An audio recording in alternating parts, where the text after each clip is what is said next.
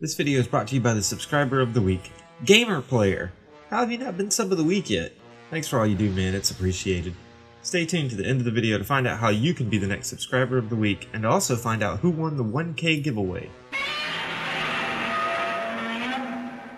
Ah, fuck, so it's come to this, huh? Well, I made a deal and I'm gonna stick to it. It's time to talk about the most hated movie in Godzilla history. Yep, that 1998 American version. Beware now, there will be spoilers for this 20-year-old movie, so proceed at your own risk. So what do I think of the movie? It's perfectly fine. Yep, I said it. Godzilla 1998 only has a reputation that it does because it's called Godzilla. It's not Godzilla at all. The closest it gets to being the real Godzilla is that his roar sometimes sounds like the original's trademark roar. That's where the similarities end though. There's no atomic breath or glowing dorsal plates. He's much smaller, and he actually gets killed by the military. That's something that doesn't happen to the real Godzilla without some weird special equipment like the Oxygen Destroyer or Super X. The monster design is actually really good. However, it owes more to the Jurassic Park franchise than it does to Godzilla. So from here on out in this review, I'm going to just refer to him as Zilla, just like Toho does. If it had been called anything else, it would be looked at favorably at best or forgotten at worst. It's got all the tropes of the generic monster on the loose in a major city genre. Giant monster appears and starts terrorizing the city. In this case, the city is New York and the giant monster is coming to have some babies. That's pretty much the whole plot. There's really not much to it. The army is trying to kill Zilla, and with the help of Ferris Bueller, they discover that he laid eggs in Madison Square Garden. Zilla laid the eggs, not Bueller. That'd be a totally different movie, and quite frankly, that's not one I want to see. As I said earlier, Zilla's design is actually pretty awesome. He's a good looking kaiju that basically is just a giant raptor. He's slick and sleek, he's fast, and a pretty good diver. If this monster had appeared in a proper Godzilla flick, people would have loved it. And I know he was in Final Wars, but I'm talking about if he had appeared in a proper film as the villain. The 20-year-old CGI surprisingly holds up pretty well.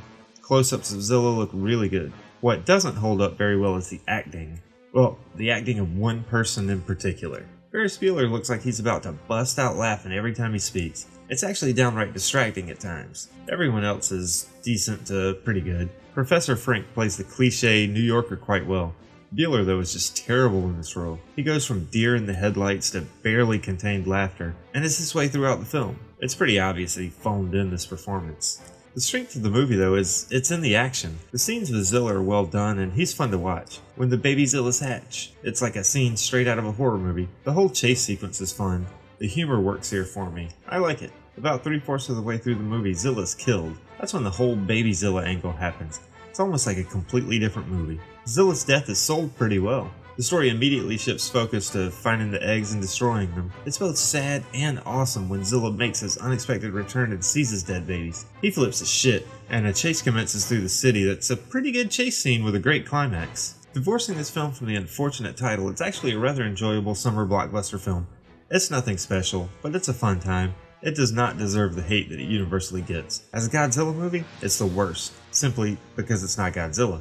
As a giant monster movie though, I'd give it a solid 6 out of 10. If you go into it expecting to see the legendary King of Monsters, you're gonna be disappointed. If you go into it with an open mind and think of it as a different monster, you can enjoy it. Try it sometime. If you haven't watched the movie in a while, revisit it with fresh eyes. Forget about it being called Godzilla and try to see it for what it is.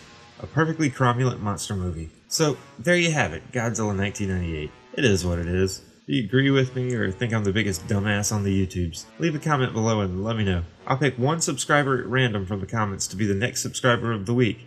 And once again, I really want to thank everyone who helped me reach the 1,000 subscriber milestone. It's greatly appreciated. Oh yeah. I guess you want to know who gets my personal copy of the Nintendo classic Godzilla Monster of Monsters. Well, the lucky winner is Nex. Congratulations! DM me on Twitter and let me know where to send the prize, and I hope you enjoy it. I really wish everybody could have won, but, you know, as they say, there can only be one. And I may be doing another one at 1,500 subscribers, so you got another chance coming. And I'll see you next time.